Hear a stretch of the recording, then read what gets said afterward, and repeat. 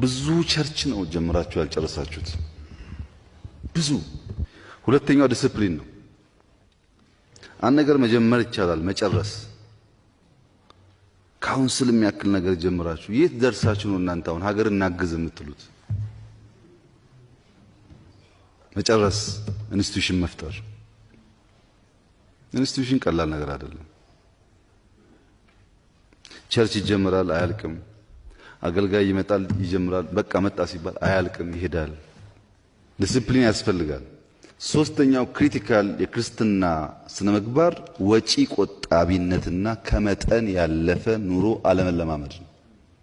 ከመጠን ያለፈ ነገር ልምምድ በዝቷል። በልክ እንለማመድ። ከልክ ያለፈ ነገር አደገኛ ነው። ወደ ቅድሙ ፖይንት ስመለስ ከኢትዮጵያ ኦርቶዶክስ ተዋህዶ አንድ ነገር መማር ያስፈልጋል። የኢትዮጵያ ኦርቶዶክስ ተዋህዶ በየገጠሩ የምታነጻቸው ቤተክርስቲያኖች 99% እዚሁ ባለ ምእመን ሱኒና 10 ሳንቲም የተደመረ ተዋጥቶ የሚሰራ ስራ ከየትም ይመጣ አይደለም።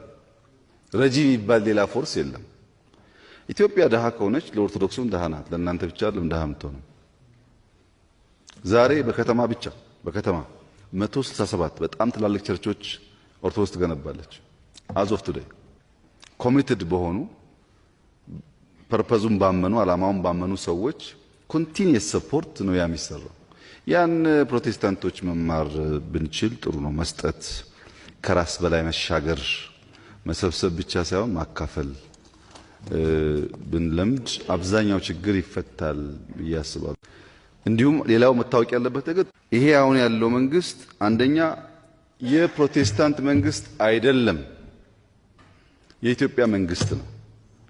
14.5 ሚሊዮን አባል ያለው ብዙ እስላሞች፣ ብዙ ኦርቶዶክሶች፣ ብዙ ጴንጤዎች፣ ብዙ የማያምኑ ሰዎች ያሉበት ነው።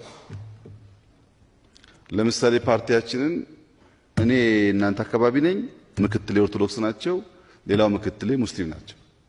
በጋራ ነው ፖሊሲ የምናወጣው። የተለየ ባለቤት ለመሆን ማትሞክሩ፣ የተለየ ደጋፊ ነንም አትበሉ። ከናንተ ውስጥ እንደ ዜጋ ይሄ ራዕይ ጠቅመኛል ይፈለገናል ያልፈለገናል መብቱ ነው። እንደዛ ብሎ የሚያስቡ ሰዎችም ትክክል አይደሉም።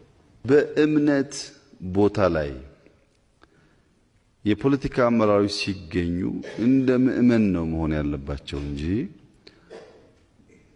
እንደለመዱት መድረክ የሚሻሙበትና ዲስኩር የሚያደርጉበት ከሆነ ይበላሻል። የሄዱ ዲስኩር የሚያደርጉ ፖለቲከኞች ያ መድረክ ለነሱ የተገባ አይደለም፣ አይመጥኑትም መድረኩ ራሱ።